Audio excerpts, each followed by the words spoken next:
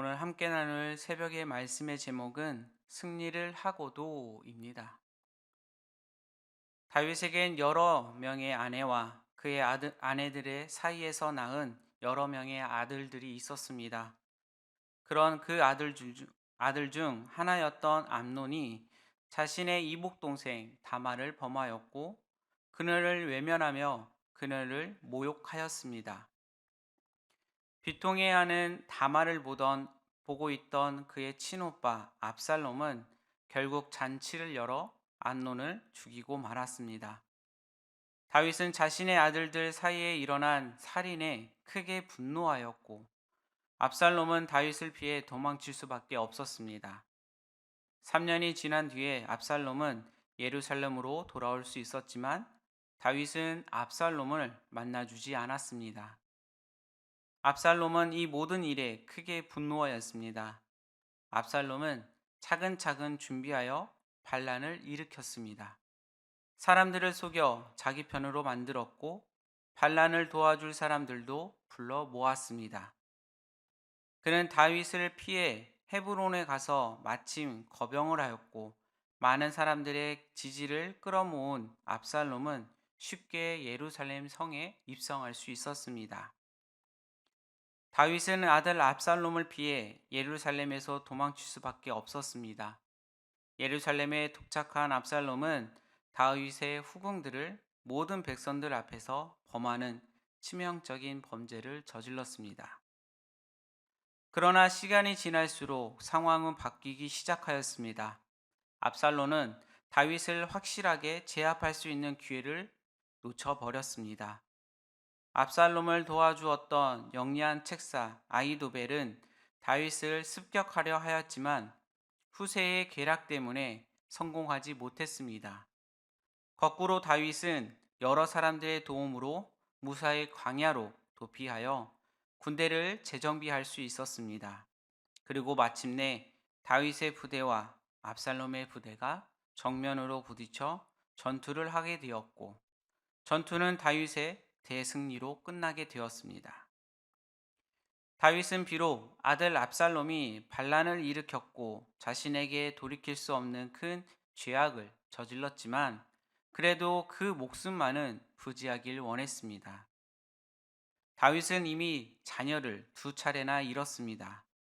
그렇기에 자녀를 잃는다는 것이 얼마나 슬픈 일인지 알고 있었습니다. 그는 반란이 매우 큰 죄악이고 더구나 자신의 후궁을 사람들 앞에 범한 것은 상상할 수 없는 죄악이지만 그럼에도 불구하고 다윗은 압살롬을 잃고 싶지 않았습니다. 다윗에게 아들을 잃는 것보다 아들을 용서하는 것이 더 쉬운 일이었습니다. 다윗은 부하들의 만류로 전투에 나가지 못했습니다. 반란의 특성상 다윗의 목숨을 노릴 것이 분명했기 때문입니다. 다윗은 전투가 시작하기 전에 군 사령관들에게 자신의 아들을 살릴 것을 신신히 당부하였습니다. 전투가 진행되는 동안 다윗은 문과 문 사이에 서서 내내 불안한 마음으로 전투의 결과를 기다리고 있었습니다. 그리고 마침내 아하마스가 도착하였습니다. 아하마스는 다윗 시대의 제사장이었던 사독의 아들입니다. 아하마스는 다윗의 충직한 부하이지만 중요한 일이 있을 때마다 소식을 전해주었던 전령의 역할을 하는 신하이기도 합니다. 그는 압살롬과 다윗의 최후의 전투의 결과를 가지고 다윗에게 달려왔습니다. 아하마스는 도착하자마자 다윗에게 전쟁의 승리를 전하였습니다. 다윗은 전쟁의 소식을 듣자마자 압살롬이 죽었는지 살았는지 물었습니다. 그런데 아하마스는 다윗의 질문에 차마 대답할 수 없었습니다.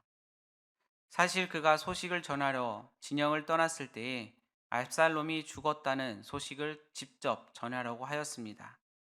그런데 다윗이 애타는 모습을 보니 차마 입에 떨어지지 못한 것입니다. 그는 에둘러서 대답하였습니다. 자기가 떠나올 때에 큰 소동이 있었는데 그 일이 무엇인지 모르겠다고 대답을 합니다. 그런데 그때 또 다른 전령 요압이 따로 보낸 정령이 도착하였습니다. 그는 이방 구스 사람이었습니다. 그가 승전보를 전하자 다윗이 다시 그 정령에게 압살롬의 생사 여부를 물어보았습니다. 그 정령은 압살롬의 죽음을 보고하게 됩니다. 이 소식을 들은 다윗은 크게 슬퍼하게 됩니다. 오늘 말씀 33절의 말씀을 함께 읽겠습니다. 왕의 마음이 심히 아파 문 2층으로 올라가서 오니라. 그가 올라갈 때에 말하기를 내 아들 압살롬아 내 아들 내 아들 압살롬아 차라리 내가 너를 대신하여 죽었더라면 압살롬아 내 아들아 하였더라. 다윗의 마음은 참으로 복잡해졌습니다.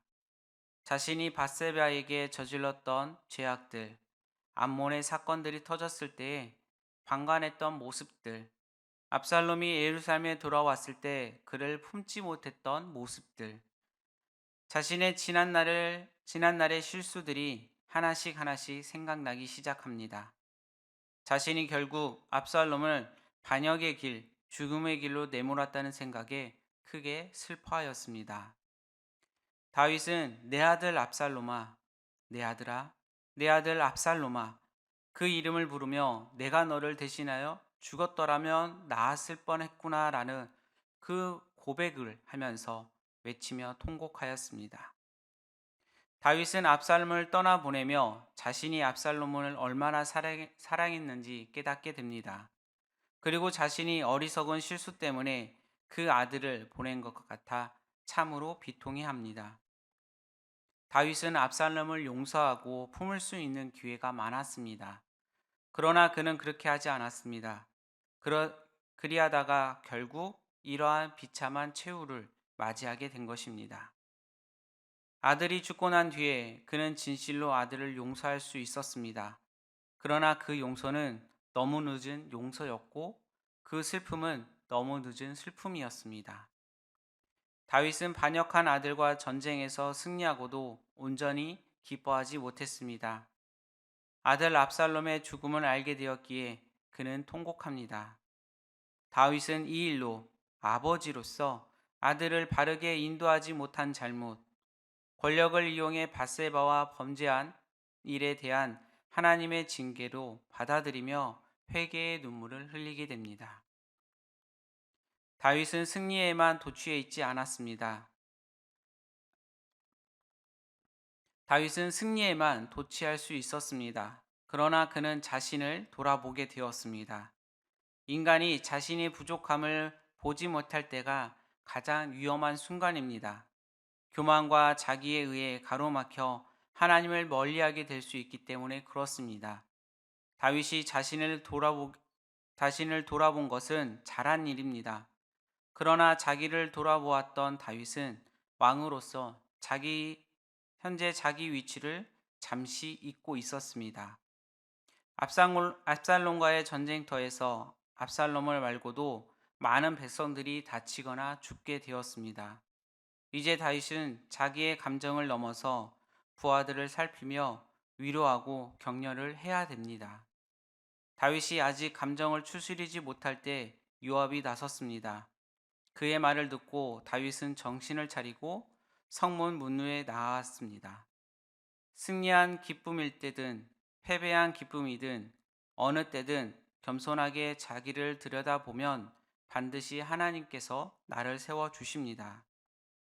다윗의 인생은 하나님의 큰 은혜와 사랑 가운데 거한 삶이었습니다. 그가 지은 그 유명한 시편 23편 5절의 고백처럼 그의 인생의 잔은 늘 넘쳐났습니다.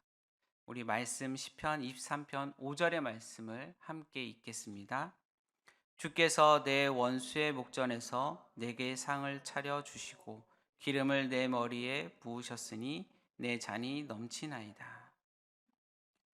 그 누구보다 하나님으로부터 많은 축복을 경험하였으며 풍성한 기쁨을 누렸고 하나님의 선하심과 인자하심을 자신의 삶을 통해 고스란히 드러낸 구원의 잔이었습니다.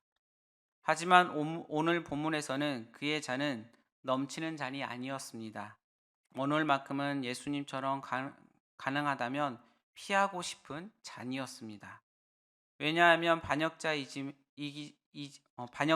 하지만 사랑하는 아들인 압살롬의 죽음의 잔이기 때문에 그렇습니다.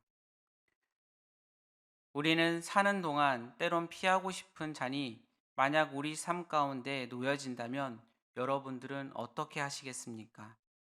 생사를 다투는 가장 거창한 잔이 아니할지라도 오늘 하루 피하고 싶은 환경이나 때론 우리 앞에 놓여 있는 어떠한 문제들이 있을 때에 여러분들은 어떻게 대응하십니까? 중요한 것은 어떤 상황이 우리 앞에 놓여 있는 것이 아니라 어떤 상황 속에서도 우리는 우리의 뜻이 이루어지기를 바라는 것이 아닌 하나님의 뜻이 이 땅 위에 온전히 이루어지기를 바라는 사람들로 살아야 한다는 것입니다. 그리하여 비록 보잘것없고 아주 작은 한 사람의 연약한 우리이지만 우리를 통해 이 땅을 새롭게 하여 주시고 하나님의 나라를 세우기 위해 귀한 도구가 되어야 한다는 것입니다.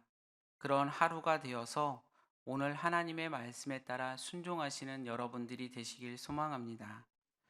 오늘의 말씀은 다윗의 마음이 가장 잘 드러내는 말씀들입니다.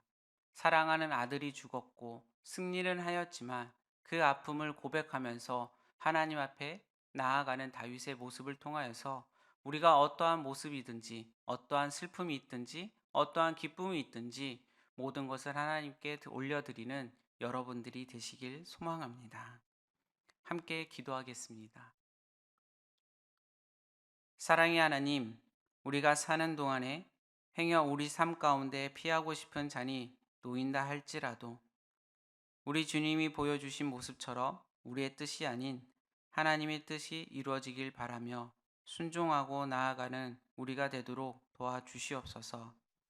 그리고 그러한 과정 가운데 우리 각자가 예수님을 통한 하나님 나라를 경험하게 하시고 그곳에서 우리의 삶의 각자의 이야기가 시작되기를 소망하게 하여 주시옵소서. 그리하여 늘 주님과 동행하는 삶을 살게 하여 주시고 그 동행을 통해 우리의 삶이 매일매일 풍성해지고 새로워지는 은혜를 맛볼 수 있도록 은혜 내려 주시옵소서. 오늘 모든 걸 주님께 맡깁니다. 동행하여 주시고 함께하여 주시옵소서. 사랑이 많으신 예수님의 이름으로 기도드립니다.